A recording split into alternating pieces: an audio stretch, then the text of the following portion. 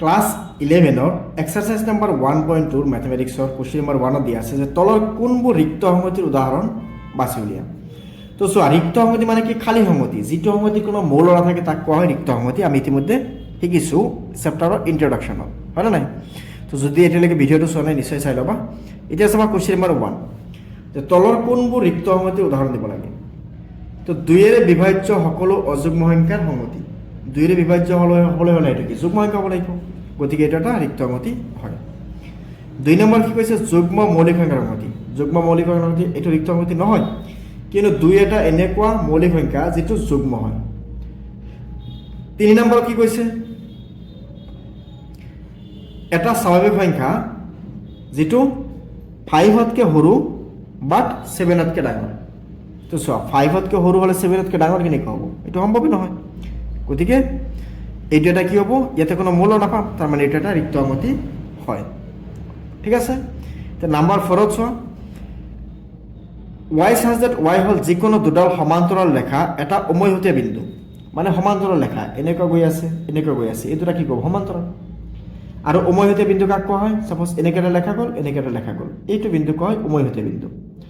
তো সমান্তৰাল ৰেখাৰ এনেকুৱা উমৈহতীয়া বিন্দু নাথাকে, গতিকে এইটো এটা ৰিক্ত সংহতি হ'ব। হৈ গ'ল কুৱেশ্যন নম্বৰ 1ৰ সমাধান। এতিয়া নেক্সট আমি চাওঁ তলৰ কোনবোৰ সসীম কোনবোৰ অসীম। তো সসীম মানে কি আছিল?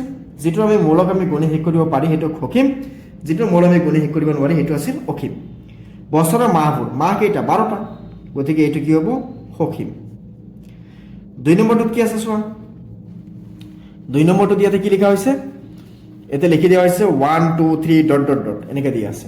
তো এইটো গণি শেষ কৰিব নোৱাৰি, হয় নাই? ডট ডট আছে, গতিকে এইটো কি হ'ব? অসীম।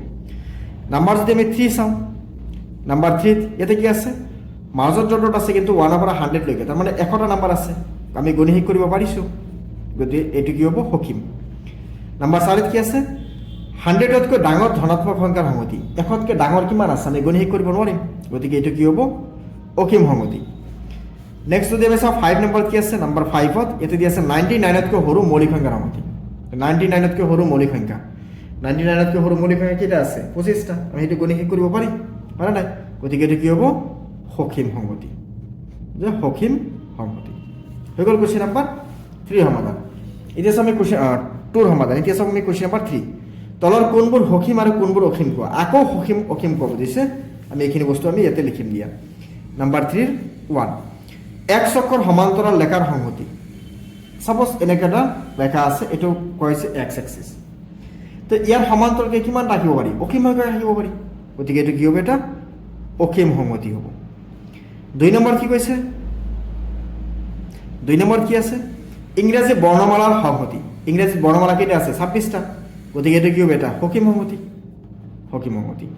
নাম্বাৰ 3 যদি চাওঁ 5ৰ গুণিতক, 5ৰ গুণিতক কিমান আছে? 5 10 15 20 25 30 35 40 এনেকৈ অসীমলৈকে আহিব, গতিকে এইটোক আমি গণি শেষ কৰিব নোৱাৰি, এইটো কি হ'ব তেতিয়াহ'লে? অসীম।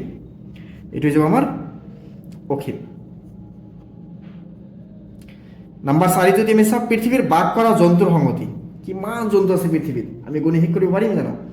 পৃথিৱীত কিমান জন্তু আছে আমি গণি শেষ কৰিব পাৰিম নে নোৱাৰিম? একচুৱেলি এইটো কথা আমি ক'বলৈ গ'লে ইয়াৰ একজেক্ট আমি ক'ব নোৱাৰি। পৃথিৱীত বাস কৰা জন্তুৰ সংহতি একচুৱেলি ক'বলৈ গ'লে আমি যিকেইটা আইডেণ্টিফাই কৰা হৈছে সেইকেইটাৰে আমি গম পাওঁ, গতিকে এইটো আমি সসীমো ক'ব পাৰি অসীমো ক'ব পাৰি। সসীম অসীম এইটো বস্তু একচুৱেলি কুৱেশ্যনটো ক্লিয়াৰ নহয় হা। নাম্বাৰ 5ত কি আছে? যে মূল বিন্দু 0 0 মাজেৰে যোৱা বৃত্তৰ সংহতি।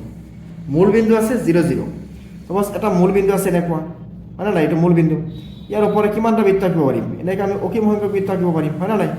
অসীম সংখ্যক আমি এনেকৈ মূল বিন্দুৰ ওপৰত যোৱা বৃত্ত আঁকিব পাৰিম, গতিকে এইটো কি হ'ব?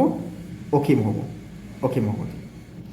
নাম্বাৰ 4ত কি কৈছে এইবাৰ চোৱা, আমি 3 নম্বৰ চালোঁ, এইবাৰ আমি চাম কুৱেশ্যন নম্বৰ 4।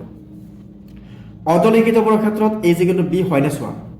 এতিয়া এ কি আছে? A B C D. B কি আছে? এ বি চি ডি, চেম চেম আছে, গতিকে 1 নম্বৰত এ = বি হ'ব। এ আৰু বিৰ সংহতিত সমান সমান মৌল আছে। এতিয়া চাওক কুৱেশ্যন নম্বৰ 2 যদি আমি চাওঁ, বিত ইয়াতে কি আছে? নাম্বাৰ 2ত ইয়াতে কিমান আছে? 8 আছে, 4 আছে, 8 আছে, 12 আছে, 16 আছে, 4 আছে, 8 আছে, 12 নাই, ইয়াতে চোৱা 12 নাই। অ'কে, গতিকে 12 নাই যদি নাম্বাৰ 2ত আমি a is not equals to b লিখিব লাগিব। নাম্বাৰ 3 চোৱা নাম্বাৰ 3 ইয়াতে a লিখিলো ইয়াতে b লিখিলো ইয়াতে a কি আছে 2 4 6 8 10 ইয়াতে চোৱা কি কৈছে x such that x ধনাত্মক যুগ্ম সংখ্যাৰ সমষ্টি ধনাত্মক আকৌ যুগ্ম কিন্তু 10 বা তাতকৈ সৰু তেতিয়া এইটো হেতুই আছে 2 আছে 4 আছে 6 আছে 8 আছে 10 আছে তাৰ মানে এইটো সমান হ'ব যদি আমি ধনাত্মক ৰেখা কি আছে 2 4 6 8 10 10 বা তাতকৈ সৰু একেটাই হয় নাম্বাৰ 4 কি আছে a x such that x 10 ৰ গুণিতক আৰু ইয়াতে কি আছে 10 15 20 25 15 টো 10 ৰ গুণিতক নহয় গতিকে আমি 4 নম্বৰটো কি কম 4 নম্বৰটো a is not equals to b প্ৰশ্ন এটা শুদ্ধ বা অশুদ্ধ বুলি আমাক লিখিব দিলে কিয় শুদ্ধ বা কিয় শুদ্ধ নহয় আমি বস্তুখিনি চাব লাগে ওকে সেইখিনি বস্তু তোমালোকে সদায় মনত ৰাখিবা এতিয়া চোৱা নেক্সট যদি চাও আমি ইয়াতে 5 ত কৈছে তলৰ সংহতিজোৰৰ সমান হয় নে নহয় যুক্তি দিয়া a মানে কি আছে 2 3 ইয়াতে a মানে কি আছে ফলো এটা শব্দ দিয়া আছে ইয়াতে এটা অল্ট দিয়া আছে আৰু এটো a লগত b আৰু এটো a লগত এটো b আমাক চাব দিছে ইয়াতে কি আছে b মানে কি আছে x স্কয়ার 5x 6 x ৰ সমাধান উলিয়া তো ইয়াতে আমি চালে 4 ৰ যদি আমি 1 ৰ 8 চাও 8 দিয়া আছে আমাক 2 and 3 আৰু আমাক b কি দিয়া আছে b এটা আমাক সমীকৰণ দিয়া আছে এটা ইকুয়েশন দিয়া আছে ইকুয়েশনটো কি x square 5x 6 is equals to 0 এটা আমি সমাধান কৰিব লাগে কিন্তু সমাধান কৰা আমি কৰিব পাৰিম না এতে লিখি দিয়া x স্কয়ার এইফালে যদি আমি চাও এটো x স্কয়ার হওয়া কিমান আছে 1 আৰু কনস্ট্যান্ট কিমান আছে ধ্ৰুবক পদ আছে 6 তো 6 এৰ গুণ কিমান 6 6 কে আমি কি লিখিব পাৰি 2 3 গুণ 6 আৰু এই দুটা যোগ কৰিলে কিমান 5 হয় তো মাজত 5 আছে লিখি দিয়া এতে 2x প্লাস এতে লিখা 3x plus 6 is equals to 0 লিখি দিয়া তো এইবাৰ ইয়াৰ পৰা x কমন ললে আমি কি পাম x plus 2 আৰু ইয়াতে আমি যদি 3 কমন ললে কি পাম আমি x plus 2 হয় না নাই 3 কমন ললে 3 দুগুণ কিমান 6 3 লগত x ইনটু করলে 3x x লগত x ইনটু করলে x স্কয়ার x লগত 2 ইনটু করলে 2x তো ইয়াৰ পৰা আমি কি পাম x plus 2 ইয়াৰ পৰা আমি কি পাম x plus 3 এতিয়া আমি ইয়াৰ পৰা কি পাই আছো x is equals to -2 আৰু x is equals to -3 এটা +3 এটা -3 পালো গতিকে এই দুটা সমান হ'ব জানো গতিকে এই দুটা সমান নহয় এক নম্বৰটো আমি a is not equals to b পাম এতিয়া দুই নম্বৰটো চোৱা দুই নম্বৰ কি কৈছিল ফলো এন্ড অলফ এতিয়া ফলো যদি আমি লিখিব যাও তালিকাখন পদ্ধতিত তেতিয়ালে ইয়াতে তুমি কি লিখিবা প্ৰথমে লিখি দিয়া f তাৰ পিছত o দুটা l পৰা লিখিম আমি এটা l o অলৰেডি লিখিছো আৰু এটা কি আহিব w तर ইয়াতে কি আছিল আমাৰ ইয়াতে b মানে কি দি আছিল b মানে দি আছিল আমাৰ w o l f তো এটো f আছে এটো w আছে এটো o আছে এটো l আছে so therefore a is equals to আমি কি পালো b পালো ইয়াতে হৈ গল এটা আছে question number 6 so question number 6 ত কি কৈছে অধলিখিত সংহতিৰ পৰা সমান সংহতিবোৰ বাছি উলিয়া সমান